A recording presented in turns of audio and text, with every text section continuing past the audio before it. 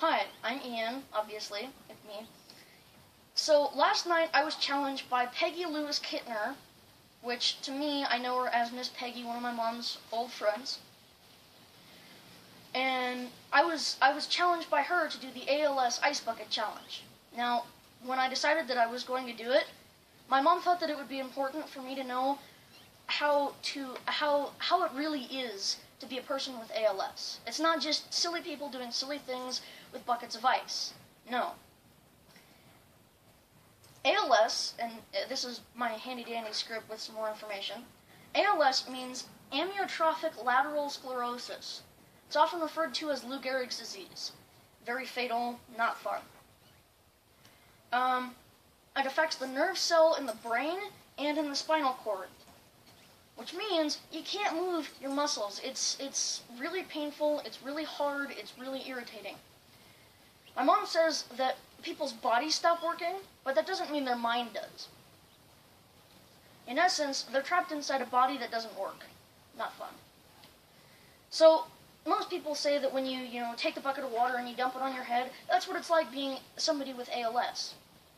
But here's a better experiment. Here's a couple of better experiments. If you really want to know what it feels like, here's 6 experiments that you can try.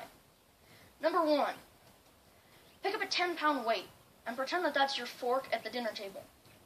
That means you have to take it and you have to pick it up from your plate to the corner of your mouth and back down, and you have to keep repeating it every day, every meal. Number 2, sit in a chair for 15 minutes moving nothing.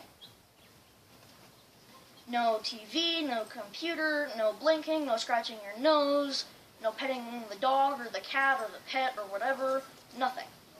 No speaking, zero.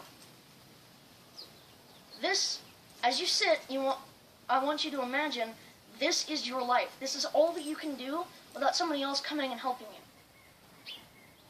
Number 3, using none of your own muscles, have a friend or a family member or whatever come and help you get dressed and brush your teeth. Now, not only is that plain awkward, but it's also really irritating. You can't do any of that stuff on your own. I mean, come on, how many times in the day do you go and brush your teeth? Imagine what it would be like if you couldn't do that without having a friend come over and, sit behind you and, okay, now here's the toothbrush, let's brush those teeth. Imagine how hard that would be. Okay, number 4, we're getting closer. Before you eat your next meal, go and take a nice long look and sniff of the food that you're about to eat. Take in the nice scent, all that. Now imagine that if you have ALS, you would never be able to eat any of the food that you're smelling. None of that. Okay? Tell me that's not hard. I mean, my mouth is already watering just from saying that. Alright, number 5. Put 2 large marshmallows in your mouth and try and have a conversation with your friends. How many times do you think you'd have to repeat one simple sentence?